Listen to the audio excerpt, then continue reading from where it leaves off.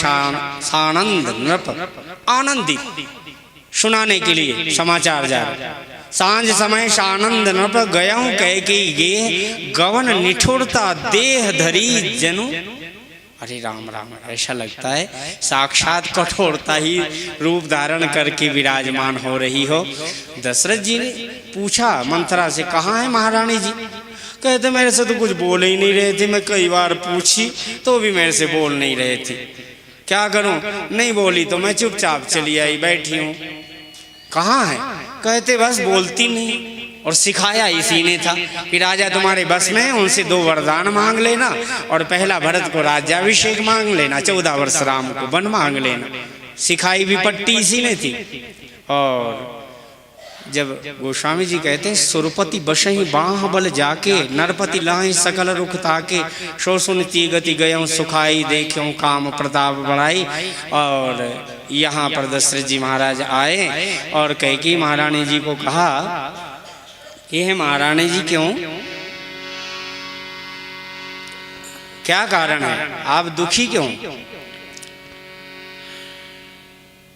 तो मैंने पहले कथा तो सुना ही दिया था आपको। दशरथ जी ने जहां स्पर्श किया ना तो बहुत जोर से धक्का दिया। मानव शरोख भुवंग भामिनी विषम भाति निहारई दो वासना रसना दसन मन मरम ठाहर लेख ही तुलसी नृपति भव तव्यता बश काम कौतुक लेख। होनहार होने वाली थी, होनहार बलवान के होत चीकने पात। बस दशरथ जी महाराज ने कहा बात क्या है? कह मांग मांगू पे कहूँ पिय कबहूँ देहू न ले।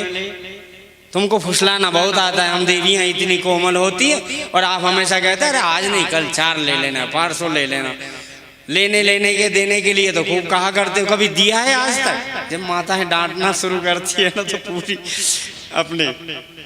उन्होंने कहा बताओ जब से ब्याह करके आई हूँ मिला इस घर में कभी सुख आपके साथ? सदा दुख उठाया मैंने, कुछ नहीं रखा, तुम्हारे विकास के लिए सब कुछ किया, तुम्हारे बच्चों का विकास किया, मेरे लिए क्या किया आज तक? मेरे लिए कुछ है इस घर में? नौकरानी की तरह आई हूँ।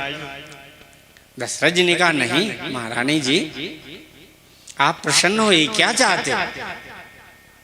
कह देते तो कभी हो नहीं, कहते ये मांग लेना वो मांग लेना। अरे 2 के 4 मांग किन लो, विसर गए मोर भोर स्वभाव, मेरा भोरा स्वभाव में भूल गया हूँ, 2 के 4 मांग लो। उन्होंने कहा कि 4 आर नहीं चाहिए, 2 ही दे दो। और देना भी तब आप कहते रहते हो, देते हो कभी?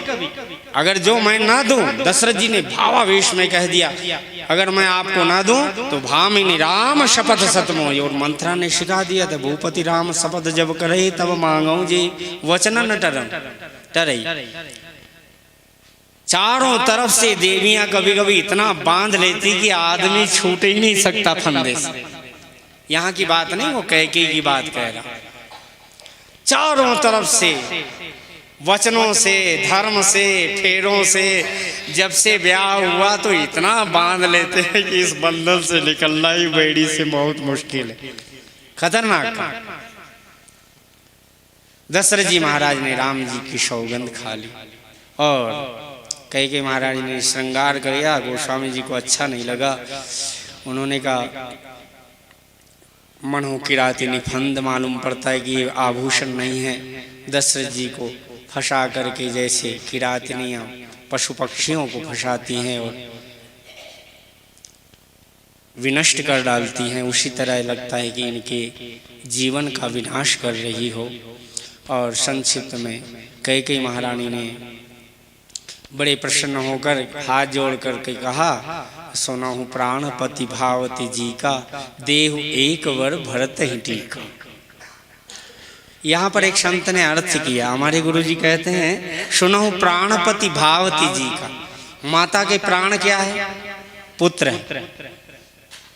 मैंने रामलला को वरदान दिया था कि तुम्हारे को राम प्रसन्न करने के लिए सगों पूतपति त्याग, लेकिन राघव तुम सरजू में स्नान किए और सब रास्ता देख रहे, आप चलो। तो कैकेयी महारानी ने ऐसे वरदान राम जी ने मांगा था, संकल्पित वरदान राम जी को दिया था कि राघव तुम्हें प्रसन्न करने के लिए मैं अपने पुत्र और पति का भी त्याग कर सकती हूँ। इतनी कुर्बानी देने वाली केवल कैकेयी महारानी ही हो सकती। इसलिए राम जी ने कहा था राम राज्य के राम को तो कैकेयी महारानी जन्म दे सकती। वैसे रघुवंश के राम को भले कौशल्या जन्म दे, लेकिन राम राज्य के राम को तो कैकेयी महारानी ही जन्म दे सकती। माँ मेरी इच्छा तो तुम ही परिपूर्ण कर सकती हो। और बड़े प्रेम से कैकेयी महारानी जी को लेकर राम जी आ गए, राम जी को लेकर आ गई माँ। इसलिए कहा था सुनो प्राणपति भावती जी का, देहु एक वर भरत ही टीका।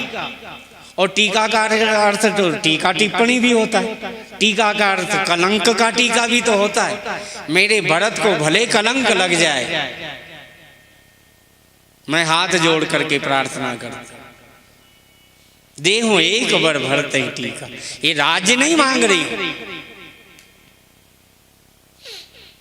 और मांगो दूसर वर कर जोरी, पुरवहु नाथ मनोरथ मोरी। मेरे पुत्र की इच्छा मेरी इच्छा, तापस वेश विशेष